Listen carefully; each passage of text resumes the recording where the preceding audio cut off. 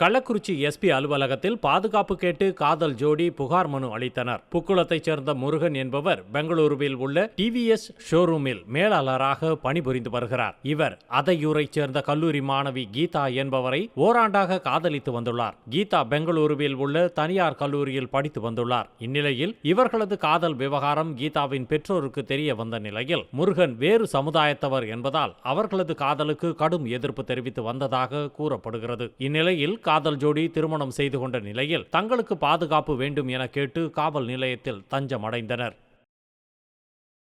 என் பேர் கீதா. நான் பெங்களூரில் பெங்களூர்லேயே பிறந்து வளர்ந்து அங்கே படித்தேன்.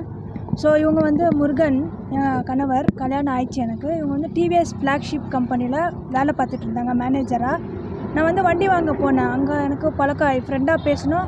அதுக்கப்புறம் லவ் பண்ண ஆரம்பித்தோம். 1 year ஆயிடுச்சு லவ் பண்ணி. ஸோ எங்கள் வீட்டிலேருந்து எதிர்ப்புகள் நிறையா இருக்குது, ப்ராப்ளம் நிறையா இருக்குது. ஏன்னா இவங்க வேறு கம்யூனிட்டி, நான் வேறு கம்யூனிட்டி.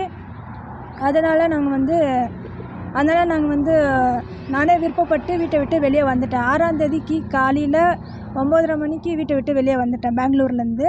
அங்கேருந்து போச்சம்பள்ளி இவங்க ஃப்ரெண்டு வீட்டில் தங்கியிருந்தோம்.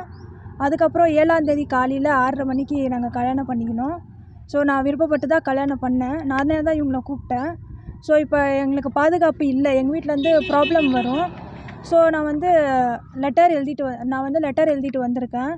ஸோ என் கணவனுக்கும் எனக்கும் உயிருக்கு ஆபத்தாக இருக்குது. அதனால நான் எஸ்பி ஆஃபீஸ்க்கு கம்ப்ளைண்ட் கொடுக்க வந்துக்கிறேன். எனக்கு எங்கள் வீட்டுக்காரங்களுக்கு, எங்கள் வீட்டுக்காரோட ஃபேமிலிக்கு பாதுகாப்பு வேணும்னு கேட்டுக்கொள்கிறேன்.